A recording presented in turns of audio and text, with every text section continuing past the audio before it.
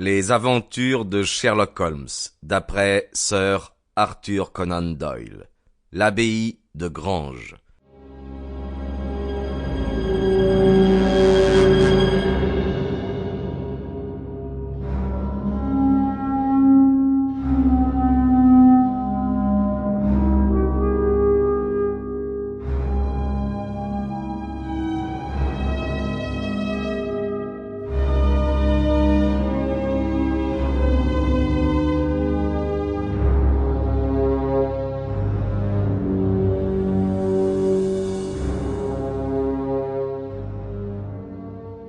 Par une matinée de forte gelée de l'hiver de 1897, je fus réveillé en sentant une main qui se posa fortement sur mon épaule.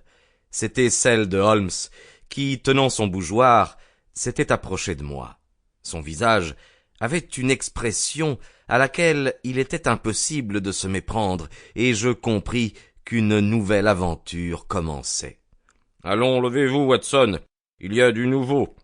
Pas un mot. Habillez-vous vivement et venez. » 10 minutes après, nous montions dans un cab qui nous conduisait à travers les rues silencieuses de la gare de Charing Cross. L'aurore commençait à peine à se dessiner.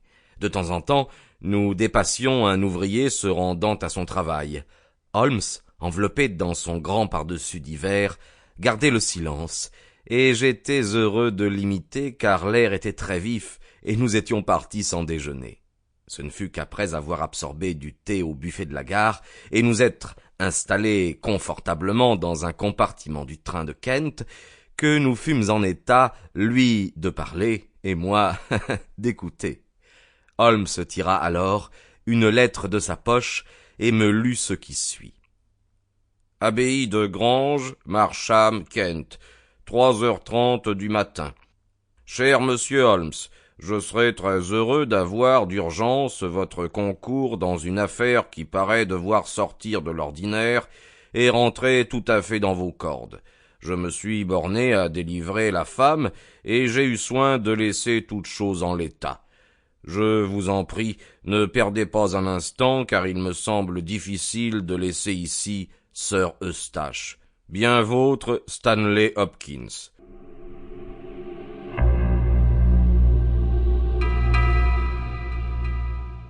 Oui, Hopkins a déjà fait appel à mon concours à 7 reprises différentes, et chaque fois j'ai pu lui être utile, dit Holmes.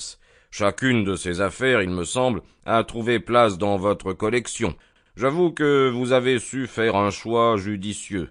Cependant, je déplore votre mauvaise habitude de vous préoccuper dans vos récits plutôt de l'intérêt de l'aventure que du point de vue véritablement scientifique.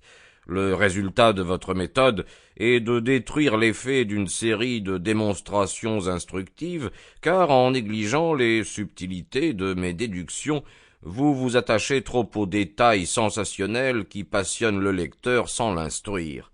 Alors pourquoi n'écrivez-vous pas vous-même vos aventures, demandai-je avec quelque amertume. J'en ai bien l'intention, mon cher Watson, mais pour le moment, vous le savez, je suis trop occupé. Cependant, je compte bien, dans mes vieux jours, réunir en un volume tout l'art du détective. En ce moment, occupons-nous de notre affaire, dont le point de départ paraît être un meurtre. Vous pensez donc que Sir Eustache est mort? Je le crois, du moins. L'écriture d'Hopkins dénote une agitation profonde, et ce n'est pas un homme facile à émouvoir. Oui, à mon avis, il doit s'agir d'un meurtre, et on a dû laisser le cadavre en l'état pour que nous puissions l'examiner. Hopkins ne nous eût pas dérangés pour un simple suicide. Quand il nous annonce qu'il a délivré la femme, cela semble indiquer que celle-ci a dû rester enfermée dans sa chambre pendant le drame. Les personnages en cause font sans doute partie du grand monde, car le papier à lettres qui a servi à notre ami est fort riche et porte le monogramme E.B. avec des armoiries. Espérons que nous allons avoir une matinée intéressante.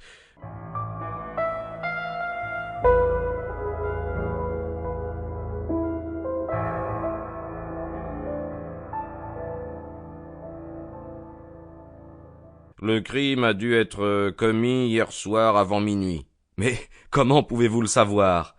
Eh bien, par un examen attentif de l'indicateur. On a dû appeler d'abord la police de l'endroit. Sample complete. Ready to continue?